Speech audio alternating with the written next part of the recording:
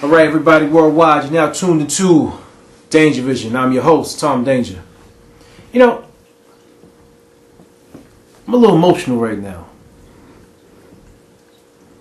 I usually don't get emotional on TV or internet and all that. But straight to the point, and I only watched this show because my wife watched this show. You know, but I was watching this Housewives of Atlanta new season episode, whatever.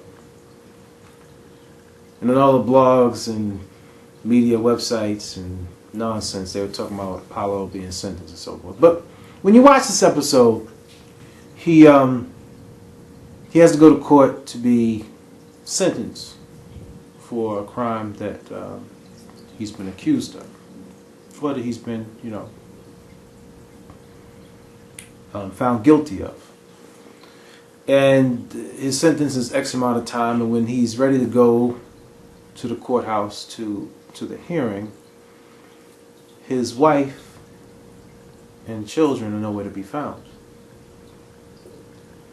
And I'm looking at this, I'm watching Phaedra talk, and she's like, oh, I don't want to, have my kids around them and subject to this, and I don't want to be involved with the paparazzis. And I'm sitting there looking like,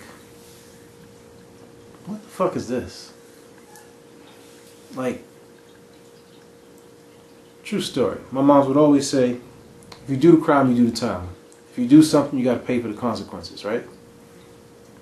Now, never did she say to me, if you get your little black ass in trouble, bye-bye, that's it.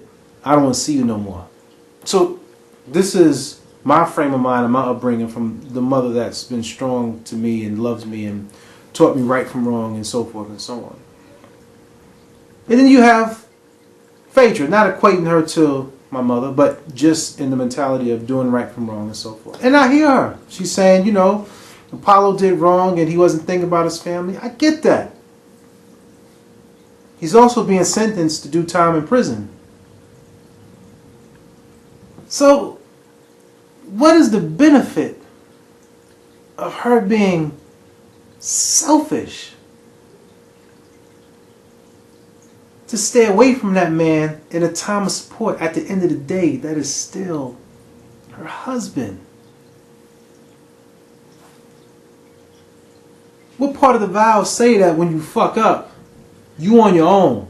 I can't fuck with you no more. I'm good. I just don't get it.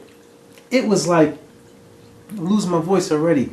It was like the most bitter display of hatred toward an African American family that I've ever seen. Ever.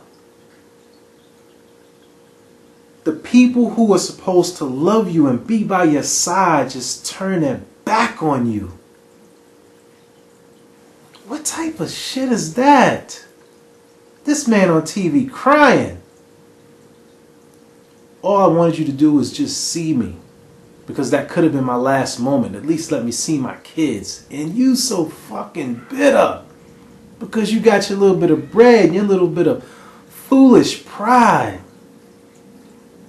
that for the rest of the world to see, it sends a totally other message. The same fucked up message that tears down the family to this day. It's all good, girl.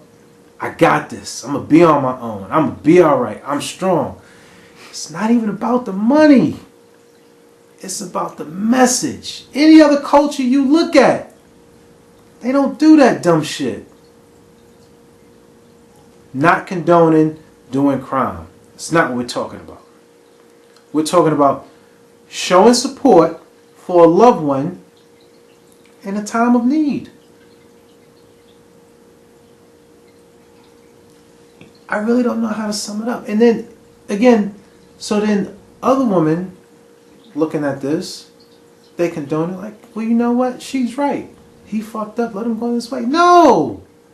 Where does your family stand after that? Where does forgiveness come in? He's already being punished by the judicial system.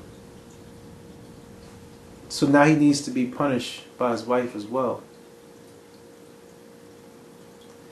And I think the underlying message here is, don't take reality TV as a guide to reality, because it's not. Love your family. Support your family. There's no human being on this earth that is perfect. Not one. Everybody has a flaw. Everybody fucks up. It's not to say that you let people walk all over you, but you don't fucking abandon your loved ones like that. And karma's a motherfucker.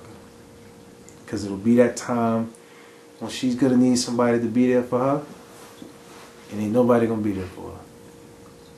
So, with that being said, let's go into a video. Flat out.